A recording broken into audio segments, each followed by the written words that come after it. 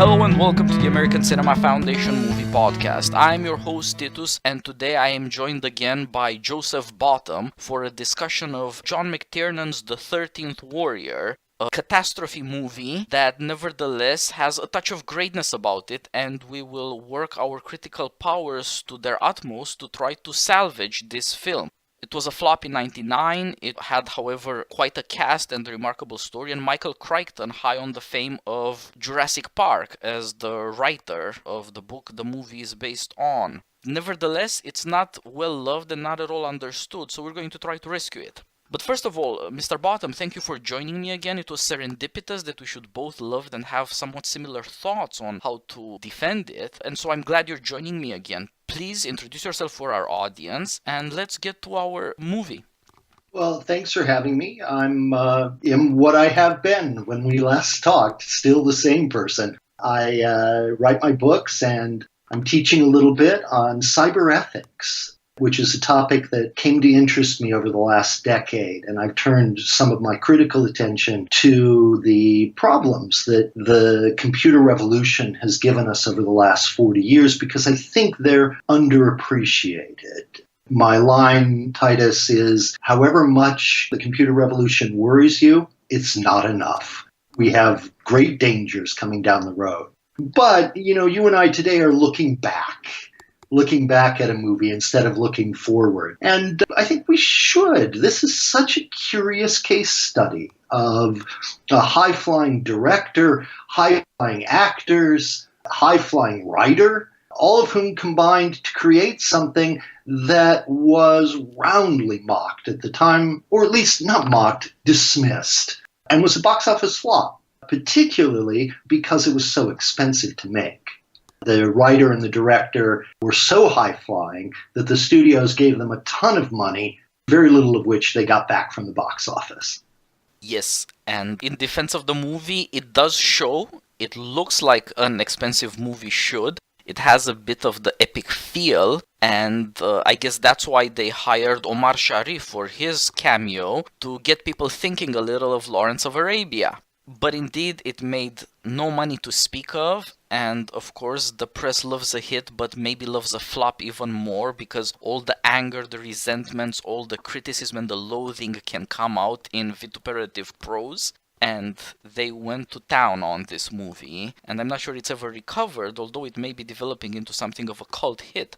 Just like, of course, the director, who more or less had his career ended there, John McTiernan, is still famous. He made his debut in '87 in Hollywood with Predator, which became a pop culture defining movie and of course a big success. And in '88 he had Die Hard, which is still fairly impressive to people. And in 1990 The Hunt for Red October, another very good movie, a big success. In the 90s he didn't do so well anymore, and by the time this movie came out in '99, this man's career was over. It's a strange case of a man being so successful, with so many hits one after another, and very good movies with very good actors at that, disappearing so fast. If you go on part of it, Titus, of course, is that he ended up in jail. That was later, that's true. He's himself a screwed up person. It is a sign that catastrophe is stalking him in a way that those Vikings in this movie would have understood.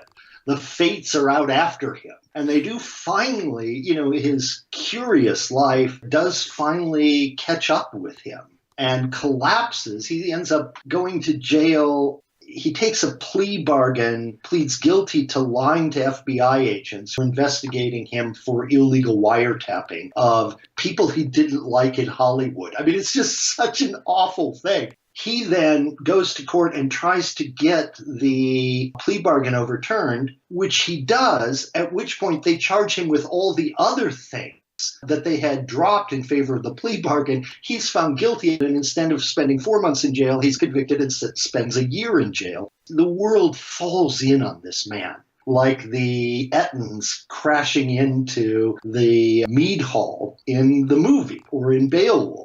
I think his career in certain ways is illustrative of the very virtues and worldview that this movie presented. Yeah, no doubt. McTiernan was the poet of manliness in America in various forms in the decade of his career in these 9 or so movies credited to his particular genius. And indeed, there's more than a bit of tragedy and of deep disappointment we feel when we see the Great Fallen. The complaint about this movie was that the plot was thin. The critics were saying beautiful set scene after beautiful set scene with not enough plot to make us care. That becomes the received wisdom about this particular movie. In a certain way, of course, all of his movies were like that. Even Die Hard has a relatively thin plot, almost ruined by its attempt to develop a subplot involving the reporter and other things in the second half of the film, because there just wasn't enough plot to carry the film forward through its second hour.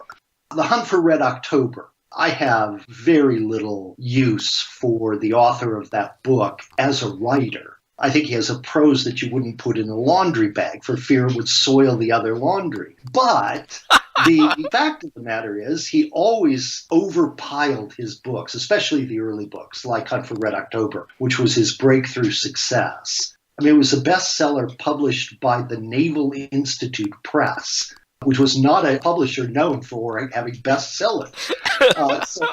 When right. the author breaks through, he was overloading those books, and The Hunt for Red October turned into a good movie because the source material was very, very thick.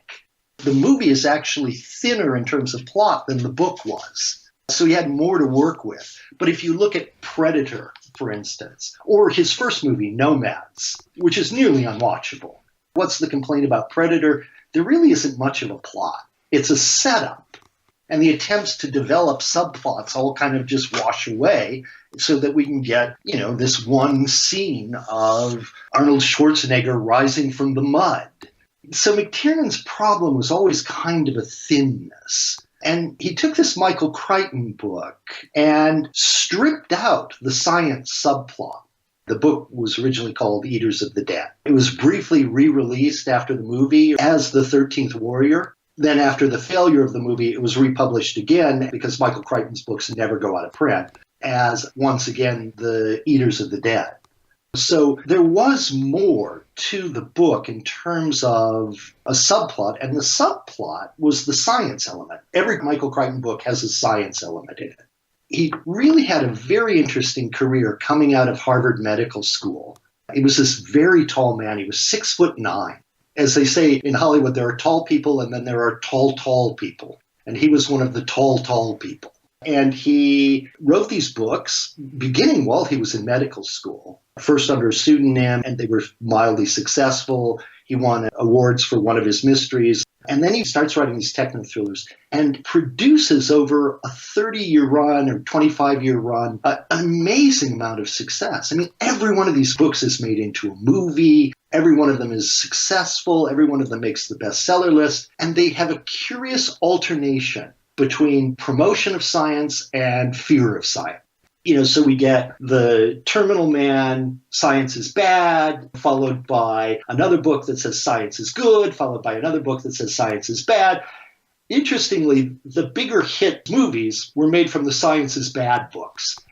Jurassic Park, for instance, which I actually think is the thinnest of his novels. I was surprised. It's not my favorite.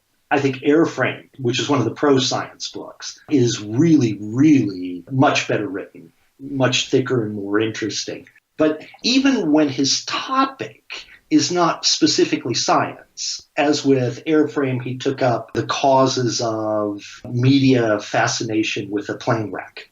In, what was the one where he, you would know this, where he takes up sexual harassment in the workplace?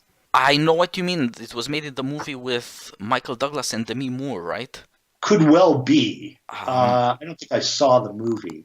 Even there's a science subplot, which is about virtual reality, because it takes place at a computer company and there's data stored that they can only access by entering this virtual setting. In Eaters of the Dead, what we have is a framing device in the novel. An old Persian manuscript has been discovered. And then the editor says, I'm now going to print my translation of this manuscript. And the whole text pretends to be a rediscovered manuscript. There were actually reviewers at the time who missed it.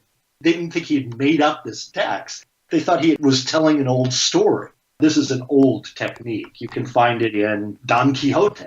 This pretending that I'm merely the editor here who has discovered an old manuscript is an old novelistic technique. But of course, what every one of them would love is to have people believe that it was an old manuscript. And the manuscript is the tale that's basically in the movie. But the science element is the commentary the editor makes on this, in which he essentially argues that the Ettins, the old disappearing people who are at war with the Vikings traditionally and are kind of ghosts of the forest and exist in Viking memory, but they're surprised to find that they still exist in reality. What Crichton suggests in the supposed commentary on the manuscript is that they're the last surviving Neanderthals. Yes. And that does tie in to some of the deeper thinking in the book, because you have this modern guy who says he discovered a medieval manuscript that comes from Baghdad, which was, among other things, a kind of capital of rationalism and enlightened writing in the 10th century when this is set. And this, of course, is supposed to go back into the nomadic past of the Vikings themselves. And that goes back before history or anything but this sort of mythical memory to a pre-barbaric past that scientifically is termed Neanderthals. So there's a long journey into the past of mankind and the origins of what makes us human or civilized. Right, but the claim that Crichton makes, scientific investigation that Crichton is gesturing toward, is a suggestion that in the corners of Europe, the far corners of Scandinavia, elsewhere, the Neanderthals survived until the 10th century. Implausible, but there are odd little things, archaeological things, that would make it a reasonable topic for an archaeologist to take up. And Michael Crichton could not write a book that didn't have something like that in it. Some scientific, little moment in it. Even Eaters of the Dead, which is his least science-oriented book, contains that element. And of course, all of that gets stripped out in the movie. It's too complicated. There's no narrator who stands in our own age who could provide that commentary, because the movie is set without modern narration. It's set in its own time. And so I understand why the scriptwriters and then McTiernan as director and then Crichton himself, when he stepped in to rewrite some scenes and take over the direction of them at the end of the production cycle, I understand why they dropped all of that. Because you either had to have planned the whole movie as framed around that, or you had to drop it entirely. Still, it's worth mentioning, and it's worth our dwelling on a little bit, precisely because it is a Michael Crichton story, and thus it has to have some science element. Here, the curious tiny little bits of archaeology that suggest that in isolated places, the separate species, which was the Neanderthals, survived as enemies of mankind into the Middle Ages. Yeah, Michael Crichton had an unusual knack for finding within science all these adventures, all these strange things that should cause people to be fearful, but also to wonder, to see the world as more uncanny than it is usually presented. Mostly our scientific prose has this intention to make the world not only predictable but banal. Every explanation tends to explain away most of what interests us. And Crichton realized early that there's a lot in going the other way, in showing people that stuff that we take for granted looks much more complicated the more we pay attention to it, if of course we find the conflict interesting enough to make us pay attention to it in the first place. He had the talent for connecting the uncanny with plausibility, both in this sort of novelistic conceit that this is just a found manuscript, and of course in the historical events that ground it, which are true. The Caliph in Baghdad really did send an ambassador to Vikings on the Volga in the early 10th century. So there's something uncanny within history already before you turn it into poetry. Well, uncanny is a good word if we understand that Crichton had not a drop of the supernatural in him. Yep. The usual turn of Hollywood and popular fiction, the horror genre fiction, for instance, is to try and re-thicken the world, re-enchant it, to use Max Weber's term of the enchantment of the world and the disenchantment of modernity. The attempt to re-enchant the world by Hollywood and horror writers is typically to move into the supernatural. Ghosts, demons. This is how a horror movie works, right? The devil comes into Linda Blair and she vomits pea soup. We tend to move in that direction. Michael Crichton had goofiness in him. He was interested in, he ultimately rejected it, but he was interested in astral projection and ESP and other stuff. But listen to those. Astral projection, ESP, they are the pseudoscience forms of uncanniness, not the supernatural forms of uncanniness. Crichton is interesting in this uncanny way because he always give it a scientific gloss. And in truth, we should praise him, Titus, I think, because it's more than a gloss. If it's implausible scientifically, nonetheless, at least it's a reasonable question in every one of these books. Like the survival of the Neanderthals into the Middle Ages is improbable, but it's not goofy the way ESP is goofy. And he has a talent for finding that and then re-enchanting the world precisely in this scientific direction, to say science itself is kind of uncanny. Science itself is a little bit weird. Science itself threatens us. And as remember I said, his novels alternate between pro-science and anti-science. Jurassic Park being a great anti-science book. That, we use science in ways that invite the uncanny, invite the dangerous, invite failure into our world, and we end up with dinosaurs, eating children. It's a really kind of fascinating idea. Yeah. You could also say that some of them are progressive and some conservative. Some think power is in the future, some think power is in the past. Something out of the past, like dinosaurs, the oldest things that were great, could come and destroy the whole world all over again, is the fear there. And in our case as well, with this historical idea of the Vikings, there was once a great power, and you have to have a certain conservative sensibility that comes with heroic prose to think that stuff that was so much less powerful than the powers we have today could nevertheless have its own dignity and really be impressive, come alive for us today, and show us that maybe we've lost some things for all the gains we have piled up. And it's not often that people who, like Crichton, consign themselves to nature when they do their poetry think that there's a lot that may have been lost, that there are all sorts of powers that don't belong to us and don't really even belong in our thoughts as civilized people. And it's the job of poetry, really, to search even through scientific possibilities to find this stuff and to make it come alive in fiction. And now that we have gotten to the movie proper, let me summarize briefly the plot of The 13th Warrior. Antonio Banderas plays a Muslim nobleman, an aristocrat in the court of the Caliph in Baghdad in the 10th century. He is exiled for a certain indiscretion as an ambassador to the Vikings on the Volga. He's accompanied by an advisor played by Omar Sharif, and he begins to learn about these strange nomadic free men, the Norsemen. But they themselves receive a summons from somewhere in Scandinavia to come join Hrothgar, a local king, in a fight against the terrible enemy of all Vikings.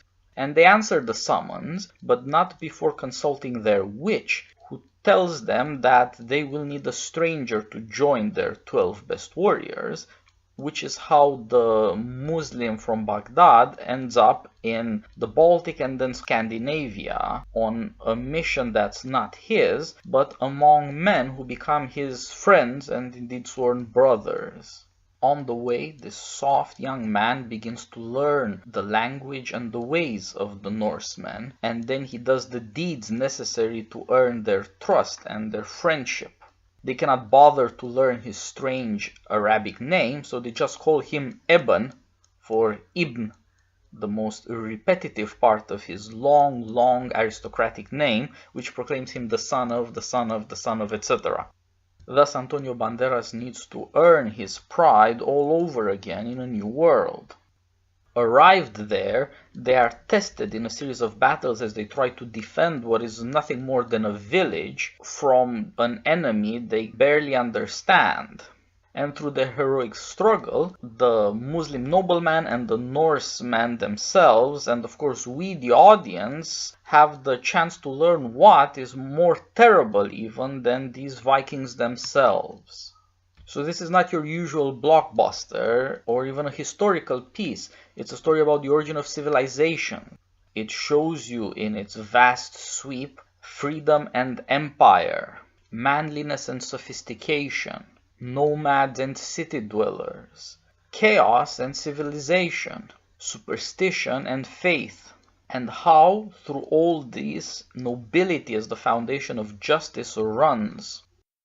Yeah, and the very root idea that he had here, which is let's take a rational medieval monotheist and throw him into the middle of Beowulf. You know, he could have done this with a Christian missionary, but I think he stumbled on this fact that the pashas and the sultans had actually sent ambassadors to the Volga. And he sort of gets there by thinking, well, the Rus, the modern Russians, were a Viking people. And so if you get him as far as the Volga and the Rus, then you can get him the next step to Scandinavians, and then you can slip him into the Beowulf story. Every step there becomes more implausible. Historically, we're talking about 1,000 miles of extra travel for this ambassador. But still, it's just a very clever idea. And he sidesteps modern, contemporary valuation and dislike of Christianity by making him a Muslim, by making the character here, this monotheistic medieval rationalist, who could have come from Paris, right? He could have come from the University of Paris. But instead, we'll make him a Muslim. Everything becomes easier that way in terms of the social valences. And yet you can oppose this very fatalistic polytheism of the Vikings to this very self-forming monotheism of the Muslim character. Yeah, that's the story. It's South versus North. It's a far more civilized, far more rational, because monotheistic way of looking at the world versus a way of looking at the world that, as you put it, is really, really fatalistic. These people believe in monsters. They believe in all sorts of strange powers that are neither friendly to human beings nor stand in any definite relation to human beings. And the funny thing about Crichton, absolutely, and the funny thing about Crichton, Titus, is they're right. The world is filled with surviving Neanderthals. Now, the whole Neanderthal thing is not mentioned in the movie, as far as I remember. No. But it is filled with a strange people, and he keeps hearing about the fire dragon, and he doesn't believe there actually are dragons because he's a rationalist. And then he sees this trail of fire coming down the mountain, and he realizes it's the Ettins carrying torches on their way to attack.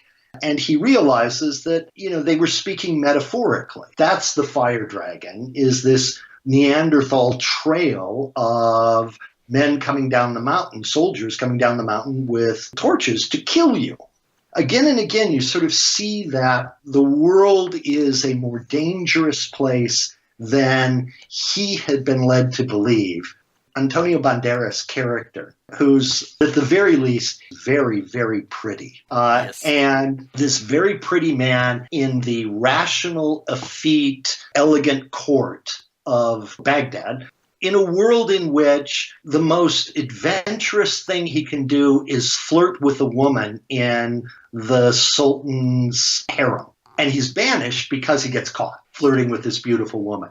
And the pretty boy is sent off with Omar Sharif to be the ambassador to the strange barbarian invaders on the Volga, who of course turn out to be the Rus, who turn out to be Vikings, who then lure him into this adventure even further north in Scandinavia, where the world turns strange and dangerous and filled with opportunities for a set of virtues that he did not know about.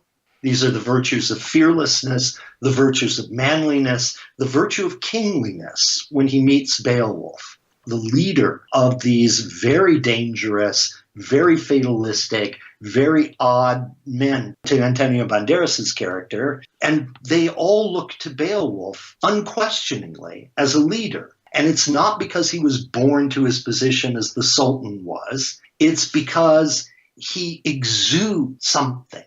He exudes some quality of the hero to which these other men who are very, very physical and very, very manly respond in a way that suggests they know what that is. And they gather together. The brilliant part of this casting was not Antonio Banderas and not the showcasing in the first quarter of the movie of Omar Sharif. Omar Sharif accompanies Antonio Banderas to the Rus, and then Antonio Banderas goes on by himself with the Beowulf character, and we lose Omar Sharif. Those were not the brilliant castings, Titus. The kind of brilliant and underappreciated castings, and the ones that might have damned this movie, were all these unknown Irish actors who got cast as the rest of the band of Vikings. And that was deliberate. It was deliberately thought, let's not put American actors and familiar faces in this. Let's go to Ireland, go to Iceland, go to England, find old-looking people, people who looked like the older peoples of these Vikings. And let's find actors then whom American audiences won't know. And so they'll be able to see this quality in them. And I thought it worked quite effectively, but if you've got a blockbuster movie you kind of want. You mentioned Lawrence of Arabia. David Lean not only set for us the terms of what an epic movie should look like, from Dr. Zhivago or Ryan's Daughter for that matter, where you didn't even have an epic story, but somehow the filming was epic, to the greatest epic ever made, which is Lawrence of Arabia. He had a genius for casting well-known actors pretty far down into your cast. So, Jose Ferrer as the Turkish officer and homosexual rapist, possibly. You get these actors whose faces you recognize as British officers. It's a really fascinating talent. And this movie went in a different direction. It thought, we're not going to cast down with familiar faces. We're going to bring in people who are going to illustrate in their faces the world that we're trying to create. And I think it was a very interesting cinematographic move, but audiences responded badly to it.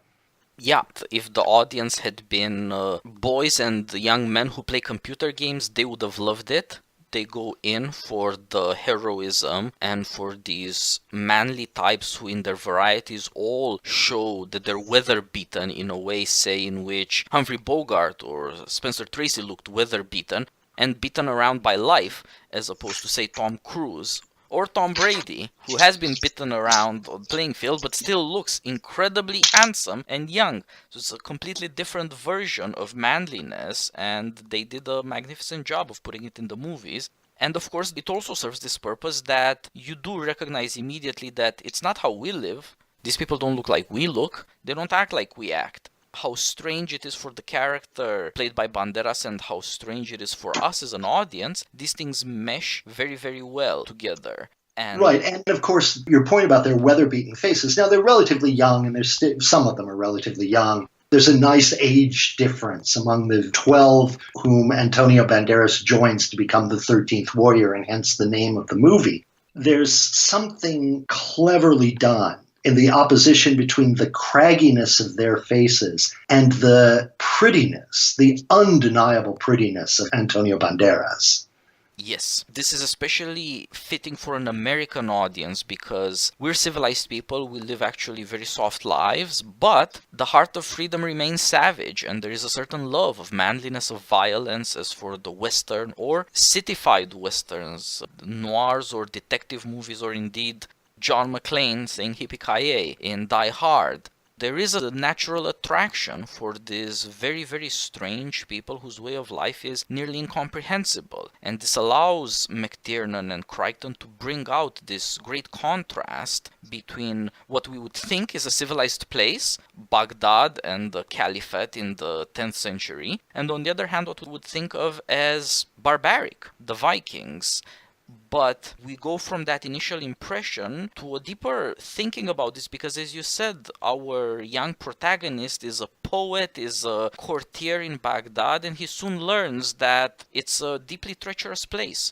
Chaos there has two forms. One of them is the arbitrary will of rulers who banish him, and the other one is the intrigue that goes around ceaselessly in these incredibly hierarchical and somewhat slavish regimes, and he's not really fond of that. He learns to like better the straightforward, earnest, and in that sense all-American Vikings.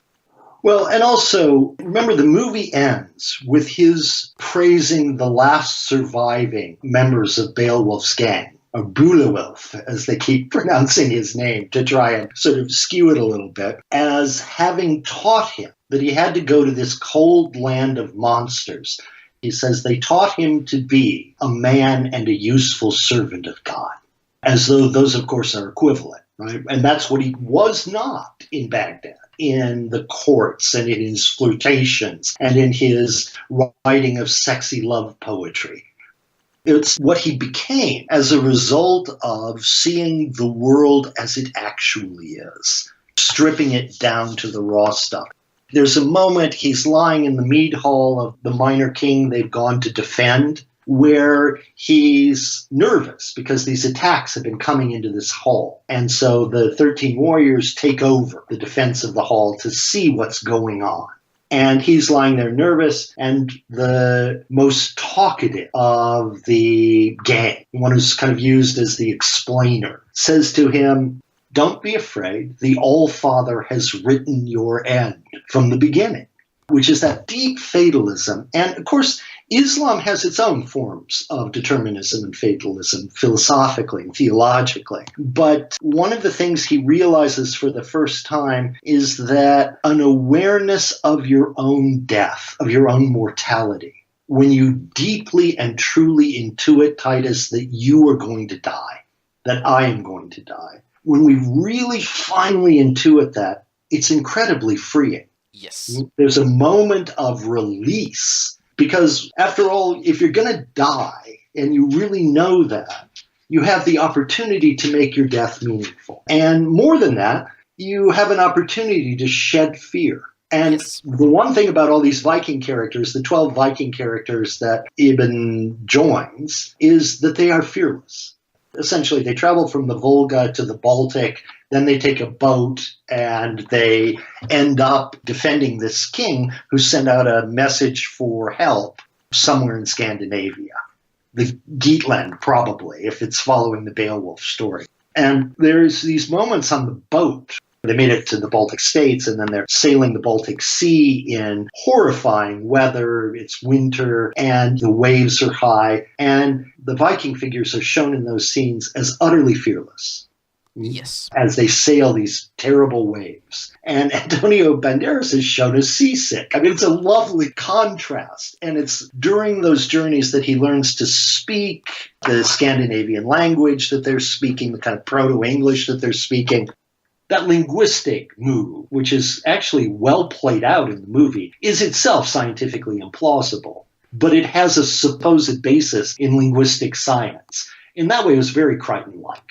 Yeah. And this traveling up north metaphorically functions as childhood growing up into manhood, including learning to speak and showing that you can speak by speaking back to people who insult you. That's a manly thing to do, not to take an insult and just swallow it. It suggests that this soft guy is beginning to toughen up, that he is alive to spiritedness, to anger, to the dark passions of the soul, without which there would be nothing but softness. And he is gaining an appreciation for them too, and the desire to earn their respect. There's a lovely moment in which it's revealed that he could not have grown up a courtier in the Grand Caliphate without being trained in some martial arts, right? Because that's what it is to be a gentleman. He turns a large two-handed Viking sword into a one-handed scimitar that he knows how to use. And he demonstrates how to use it, and after various swirls, ends with it against one of the Vikings' throats. And they're all impressed, right? He actually does know how to use a sword. But the Viking's response with the scimitar against his throat is, when you're done with that, can I have it for my sister? Yep. And this is a lovely moment where their fearlessness shows up, their jokiness shows up, their manliness shows up, and the Ibn character is shown to be putting to the use for which it was originally intended the martial elements of the Courtier. The Courtier has those martial elements because once upon a time they were necessary. And he's entered a world where once again they are necessary. Yes, 7th century Islam was a fighting faith in a sense in which Baghdad in the 10th century was no longer. And this man indeed prefers speed and grace to strength, but there's a lot to be said for those things too. And of course, manliness means not just looking down on children as not good enough, but also in a sense looking down on women, hence the insult. Men distinguish themselves, men insist on being who they are, and that being who they are is worthwhile, and in some sense self-complete. Self-standing, and all of this stuff he has to learn because it's no longer present in the supposedly civilized life of the court. There they have sophistication, luxury, arts and sciences, but they're all essentially slaves to a ruler.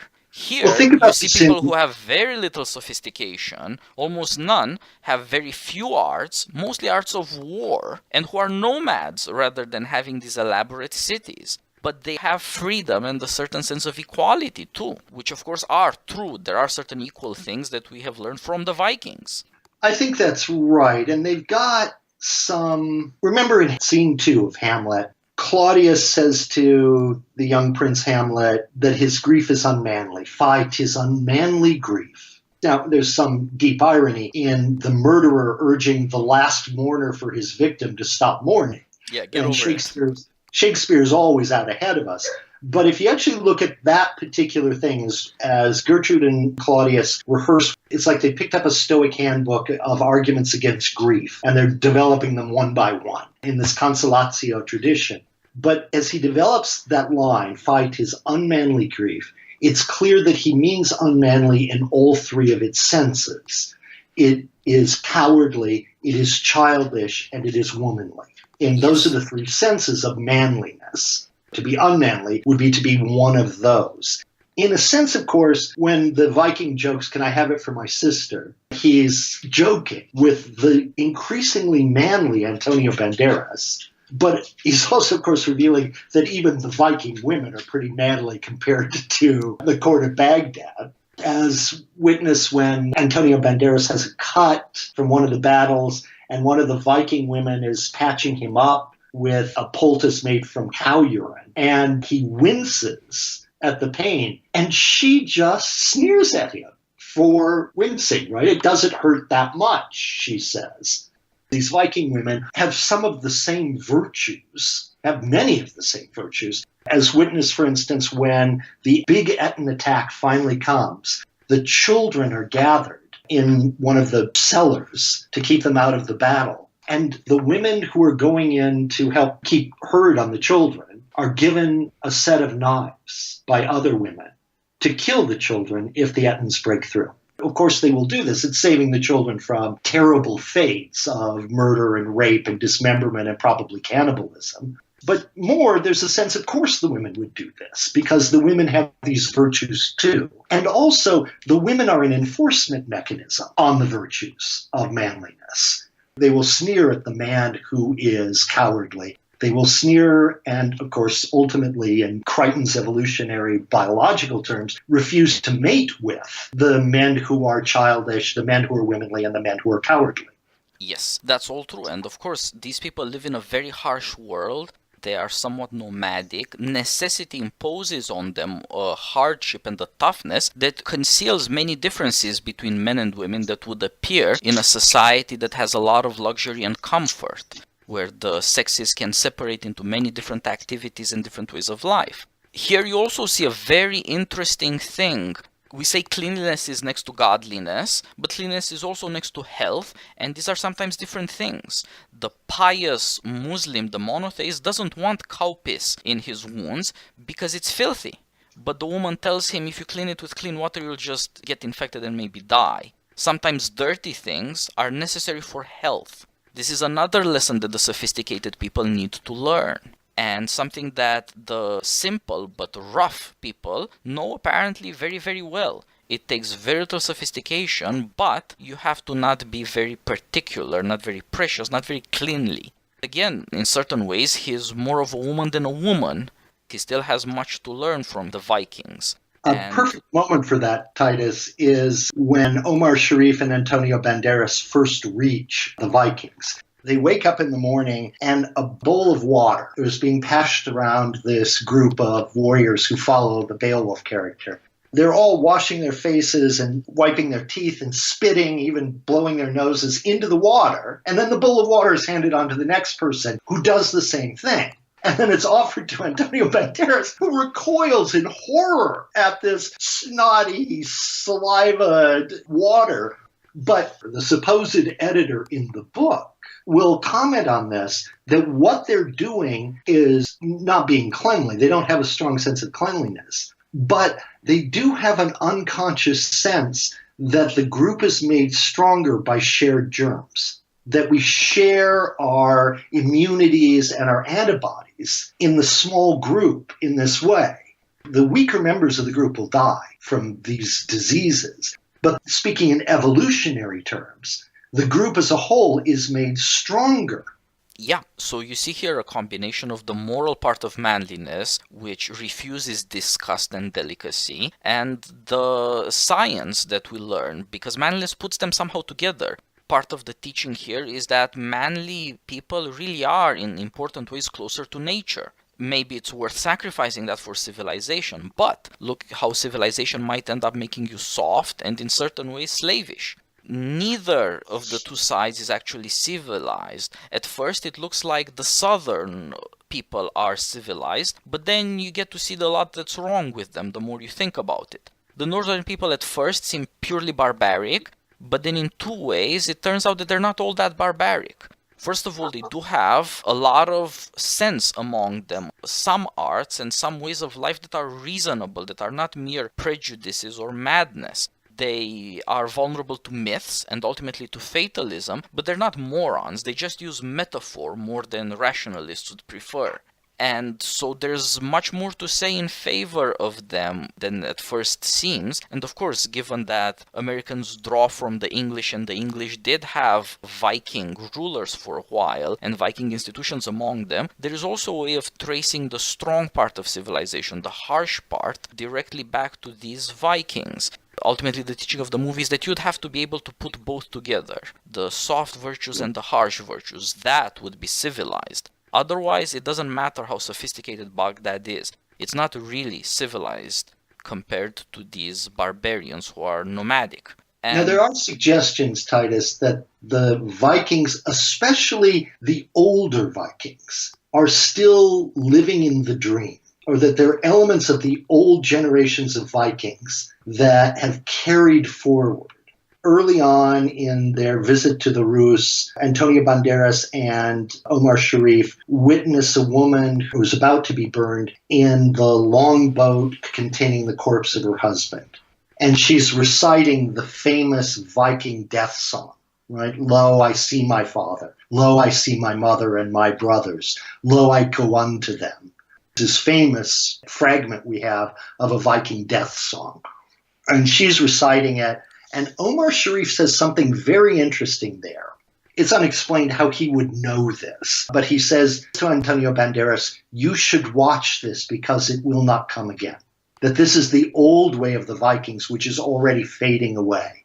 The response to the Ettins, Beowulf and his gang, are surprised when they visit the king who's being attacked, when they finally reach there, and they discover he has not built his hall in the traditional way. There's no wall around it. It's not defensible in the way that Viking tradition said it should be. And his response is basically, that's old superstition. We don't have to do that anymore. And Beowulf and his warriors, who are more old-fashioned, who are closer connected to the deep stuff of the Viking tradition, their response is incredulity. How could you not do this? This is the way we have always done it. And lo and behold, there turns out to have been a reason that the Viking tradition did this, because there are the Ettins. They still exist and they will still attack you. But I think the clearest moment of living in the dream world that the Vikings were capable of with their berserkers and the old mystical traditions of the forest comes when the message is received from the Baltic king that he needs help. It comes via a young boy who's on a longboat that lands on the Volga where the Rus are. They've grounded the longboat, which is amazing military technology for the time, this boat that you could use to invade with. And the boy is standing in the bow of the boat, and he's just standing there. Antonio Banderas says, why is he doing it? And Omar Sharif says, he's being courteous. He stands for an hour or two in the bow of his boat so that everyone can see him and decide that he's not a ghost. The old courtesies of the Viking world were deeply tied to the supernatural. But Crichton's point is the supernatural myths and the symbolisms all had a grounding in reality, and they were, in their way, the rational response to the groundings of reality. And that plays out over and over again in the book and even in this beautifully filmed and slightly odd failure of a movie. Yeah, I think he's done everyone a service because his attempt to look through to rationalism in the customs of the people brings out the problem of nature. And the more you think about it, the more you can see that the North and the South complement each other and therefore also criticize each other in rational ways. But of course, there is also, as you pointed out, a past before the arrival of civilization. And in the case of the Vikings, there is this one deeply insane thing. They slaughter women as a funeral rite. Human sacrifices are not below them. They are not beyond it either. And that's tied up with what you mentioned before, their deep fatalism and the willingness of women to murder their children should it come to that. This is what drags us to the deepest, darkest, most remote past in the movie. This other tribe, you mentioned berserkers, bear warriors. That's what these Vikings are fighting. Another tribe that's far more primitive and far more savage. And the differences are that human sacrifices are not just the sort of funeral rite for those bear warriors. They can have no society with mankind because they're cannibals. They would eat you. This monstrosity, of course, extends to the fact that they live in caves rather than houses, and in their caves, they live basically in tombs. They make trophies out of human bodies. Of course, soldiers used to set up trophies, but in civilized places it turned into putting armors or things like that as trophies, not corpses. And you see that you can go back further than the Vikings into a land where human life is worth nothing. It's one thing to say that the Vikings are fatalistic, which of course is very true, it defined them, and their strange polytheism was part of why they were fearless and so violent. But you could go back before that. You could go back to cannibalism and to this horrifying way of life. And as our rationalist, monotheist, educated man encounters them, he first encounters them in a fight, and he eventually decides that they gotta be human, not because he killed one and therefore they're mortal, but because he saw one cower in fear. To fear for your life makes you human. I think you're on exactly the right track, Titus, but I think he sees also clearly, or the movie sees clearly, forces Antonio Banderas to see, that there is something worse than the Vikings. Yes. There's some human evil. And in a way, it's worse that they're humans and not demons. And it's so evil that the Vikings are a rational response to it. Yes. The virtues of the Vikings. I would love at some point if we can have a long conversation about the Vikings and about Macbeth and what happens in Macbeth, which Paul Cantor reads as set in this middle ground between the Vikings of the Orkney Islands to the north and the England of Edward the Confessor to the south. Midway between Christianity and paganism, the Viking murderous paganism, is Scotland. And that runs through the mind of every character. Not just the nation, but the mind of every character. This strange moment in which they're not fully converted yet to the Christianity of Edward the Confessor. They're still Vikings, but they're Vikings who kind of Christianize, and it wrecks them because they have the virtues of neither in their attempt to straddle this.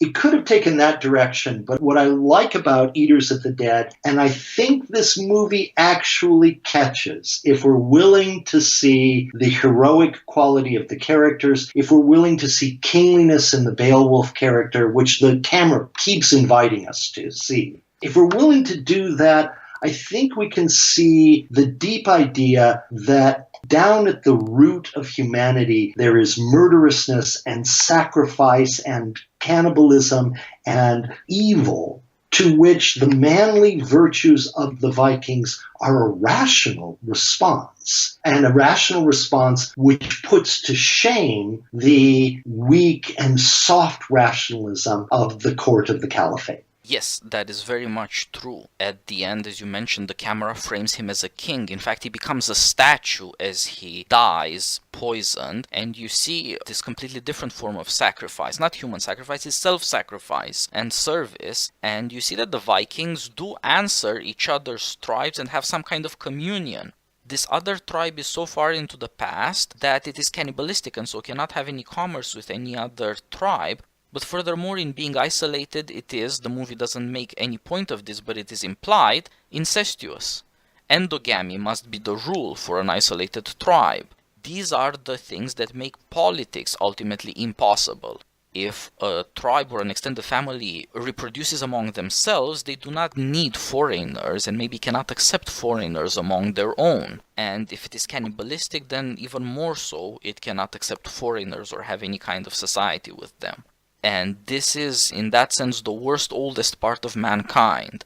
The Vikings are already at a point where they are capable of embassies. They are raping, pillaging monsters who commit human sacrifices, but they are not just that. They are, as you pointed out, and the sense already is, of course, that, on the path to civilization. Right, and the sense is, of course, that they're leaving that. They're becoming more civilized. That's why Omar Sharif says, watch this sacrifice of the widow because you won't see it again. This is the old way. So the Vikings are already becoming civilized, but they have those virtues still. They've not had washed out of them the virtues that could stand against the Ettins and recognize the Ettins as evil. It's only 12 guys that Antonio Banderas joins, and they go off to fight the monsters. And the horned character who leads the Ettins in the early attacks in their raids is clearly Grendel. The witch woman who poisons the Beowulf character is clearly Grendel's mother. And the suggestion there, I think you're right, is that they're a genetic sync, because this is how they live in their intermarriage and their incestuousness. And they live in caves, whereas the Vikings live out in the open. All of the symbolism is directed to say, this is the evil past, to which the Vikings were an entirely rational response. Yes, and that's a very thoughtful and quite sophisticated analysis of the origins of freedom and the precursors of civilization. And all of this was done in a blockbuster. It's a remarkable education in an epic story that just asks you, if you enjoy this, pay attention to the details and think about why they're doing what they're doing. It creates this audience substitute character that encourages you to be surprised at the things that surprise him, to be shocked at the things that shock him, but also to learn to admire and even to love the things that he learns to love and to admire, and therefore in both ways to pay attention and to learn from this about our own origins, about the harsh side of freedom. It sent me thinking a lot, and one thing it reminded me of is the Protagoras of Plato. There, this sophist Protagoras, in his speech, gives a list of the arts that Prometheus brought to mankind, or the origins of mankind. And the striking thing is that most of these arts, those horrifying, incestuous human sacrifice cannibals already have. Housing, admittedly, is just caves, but it's still something, as we see in the movie. They have learned taming, another very important thing, of horses in their case. They've learned metallurgy to an extent, since they have iron weapons or some kind of metal. They've learned hunting, as well. At least you know that they kill bears and use their skins. They even have statues of gods and divination, two further arts that show how they're not all that separate from us as we might think. And there is even a hint that maybe they know medicine. Now, the Vikings only have the curative part of medicine, but these other worse people, the bear warriors, they have poisons, the dark, dangerous part of medicine. The only arts that the Northmen have, the Vikings rather than the Etins, are farming, ships, and language. If you think about the difference there, just like we already saw that the monstrous character of this most ancient tribe is in some sense preserved in human sacrifices and fatalism in even far more advanced peoples. You can see that it's traveling around the world and speaking and some degree of subsistence or self-sufficiency through farming that helps civilize people. This, of course, is the opinion that we all share as modern people. Commerce softens manners. You don't want to insult potential clients, among other things. Business will make some degree of friendship and society possible. The suggestion in the story is that it goes back very, very far, and that at some point there must have been a separation. Even having most of the basic arts might not be enough. It might still leave people in this terrifying wickedness that separates one group from all the others, that ultimately turns to these two anti-political vices and sins, incest and cannibalism. I think that's right. Also, at the very least, Titus, what we've discovered is that Michael Crichton in his book and the scriptwriters in the original production of this movie with John McTiernan were trying to reach into the deep stuff of human civilization. I could undertake something we haven't done, which is a Girardian reading of this film. I'm speaking next week in San Francisco about René Girard's thought, so it's much in my mind. But that, too, is at play here. How it is that death and violence and sacrifice influences us in the deepest parts of our soul, in the deepest cultural memories, and in the foundations of civilization. And this movie, it's not terribly sophisticated philosophically or anthropologically, but it is reaching in an intelligent way for the deep stuff. If it doesn't actually get there, if it isn't entirely clear, I think still in retrospect, when we're so far past the initial critical reaction against this film and then the constant news of what a flop it was and how much money it lost, I think we can look back now and say this was not a flop the way Genghis Khan was a flop. This is not a disaster. Take another famous Hollywood disaster of a film. This was not a disaster the way Heaven's Gate was a disaster. A box office flop, yes, but there was something going on in this film and in its beautiful filming and its apparent thinness of plot that actually goes away. The thinness of plot disappears when you're willing to allow the film to try to gesture toward the deep stuff of civilization. Yeah, it has a remarkable power to bring out the fundamental things, the fundamental alternatives, and to separate them in various ways that create interesting, dramatic conflicts. It's not a lecture, it's not a treatise. You have to put all these elements together. It's not done for you, and it has, of course, another virtue. It's not just that it's not lecturing you in a way a treatise would. It doesn't lecture to you in the way art or morality do either. It invites you to admire. Perhaps that's the greatest contrast between South and North, their understanding of nobility. We can see in this case a far more willingness among the Vikings to lodge nobility firmly in men who have a certain equality among them. And that is another strange sign of civilization. The fact that they have an equality among them, as brothers in arms we would say, that is to say that they are held together by shame, not fear. They wouldn't want to earn the disapproval or contempt of any among them. That's another sign of freedom and the possibility of the coming of civilization. It's not a movie that brags about any of these things. It appeals to your passions and it lets the elements of the story do the educating. It has a certain beauty of poetry about it, a simplicity of juxtaposing images and scenes that are supposed to make you think and to add up. And that's, of course, absolutely necessary for repeated viewings. There would be no reason to go back to the movie if you didn't sense there was more and then prove to your satisfaction that you can find intelligent things to talk about in an intelligent way, as we have tried. If there's one last virtue I would like to quote in defense of the movie, and I say that it was to an extent touched by greatness, it is something that is almost impossible in our times. It is epic in scope. Epics actually don't have much of a plot. There's not a lot of plot to the Iliad or the Aeneid, if you think about it. There's not a lot of plot to the Odyssey, but if you think about the episodes and their succession and the argument they make by cumulation, it becomes very important. There's a great discretion in this form of storytelling, and none of the show-off quality of modern poetry where poets insist on themselves, for example, rather than what they're talking about. Yeah, I think that's right. I mean, if we were going to do a deep dive into that, I would want to look at the popularity of superhero movies these days, discuss what it is about virtues and symbols and our hunger to have stories in this old sense of the story.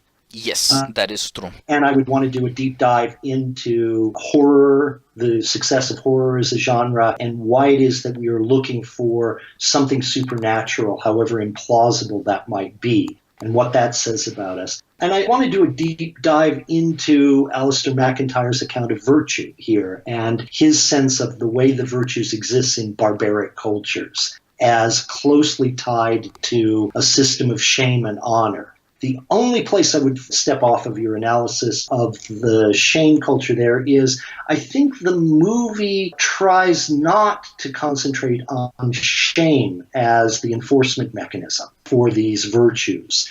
Although it's certainly there, it's there when the woman sneers at Eben for wincing at pain. And of course, every time the 12 warriors test him and sort of humiliate him to live up to those standards, that is enforcement by shame. But the enforcement mechanism is also not just negative. There's a positive affirmation. Yes, of course. That happens too. If your enforcement mechanism for any ethical system, what Foucault would have called the discipline of it, is entirely negative, it will be a short-lived system historically. We see this in a culture like our own, where the enforcement mechanisms on Twitter are entirely negative. What you do is you act out of fear of getting the negative reinforcement.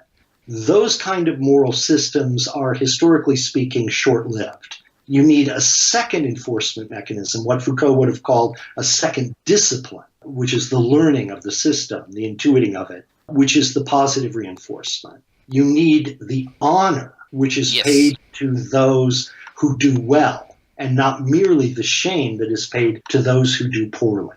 And, of course, Beowulf is honored by his men, by the witch that they meet, the foreteller, both of them, the one who rolls the bones and the one they go to see up in the Baltic, the Geats. You know, you see this over and over again. There is a positive form of reinforcement. And although they make fun of Ibn and shame him, it's when he stands up, he now understands their language. And he says, don't mention my mother. In essence, he says, my mother was a pure woman. That's when they begin to respect him. And when he shows that his martial arts, which to them seem weak, the scimitar, the small horse that he likes to ride because it's graceful and nimble, when they see that it is a good martial art, they don't keep rejecting it. The translator, the talkative, the interpreting character in the movie, for instance, pulls people out of the way as Ibn gets on his little horse and jumps the fence, jumps the gate to go rescue a child who's being pursued across a field. And there's a clever filming there, which says this group of 12 warriors has come to accept him for his strengths and not just his weaknesses. They appreciate him. And that is that positive reinforcement, that positive discipline of the moral system that he's come to join.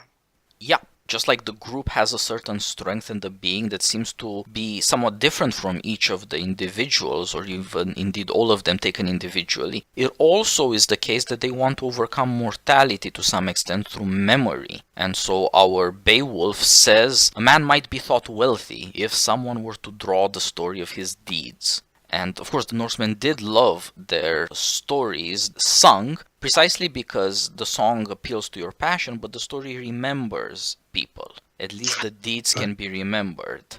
This is Hannah Arendt's analysis of immortality in ancient cultures that she takes up in a chapter in The Human Condition. And it seems to me it's one of her most brilliant analyses. But she has that moment at which she says, what is it that Achilles wants? And the answer is he wants to be immortal. And the only immortality on offer is the immortality of being the epic hero and thus have stories told about you. You and I, Titus, we have other immortalities on offer to us, specifically the immortality that's offered by God's redemption of the world. Yeah. For Achilles, the only immortality that's on offer is being the storybook hero. Yes. And Beowulf, the only immortality that he can be sure of, I mean, he's got a fatalistic sense of Valhalla. He's got a sense that there is something to which the good warrior is called, which is the ultimate lure as opposed to negative. The ultimate positive reinforcement of the moral system is the promise that the gods themselves will make you immortal, save you for the battle at the end of time. And he's got that, but very little is made of that part in the book or the movie. Yes, indeed. And so, like Achilles, one of the things he's interested in is immortality as being the hero of a story, of being remembered, because time wears most of us away. I've actually done a lot of work over the years on trying to figure out how long people survive after their deaths. And it is in truth the rare person who is still alive in any kind of cultural memory 50 years after their death. Yes, the indeed. average seems to be around 25 years. And it does seem that these ancient, pre-civilized Norsemen already have realized it, and in certain ways they're more frank and more serious about their mortality than we mostly are these days, and that some of these things really haven't changed. People aren't that much more memorable or remembered now. So it's perhaps shocking at first, but then quite understandable, intelligible, and even relatable that they act the way they act. And in a certain sense that we act the way we act. A lot of the craziness and the restlessness is all about that. We too know we are mortal. In fact, in some ways, because we're less fatalistic, we're even more agonized by our mortality than they are. It takes a lot of discipline and manliness to feel free, even though you know you're going to die. Well, and then you want to add to that people need a horizon. They need something toward which they're heading. The effete cultures, the soft cultures, elide all of that. It's not clear where you're heading, and thus it's not clear why you're going to die, or why you should have to die, why your death isn't an outrage. We are born unto death, and the soft culture forgets that and then begins to think that death is an outrage. Is something wrong with the universe. And of course, if you have nothing supernatural, then every death has to be blamed on somebody. And you have a culture that begins to devour itself. And this is the condition, I think, that we can look back to the Vikings and say, whatever their other faults, they didn't have this one.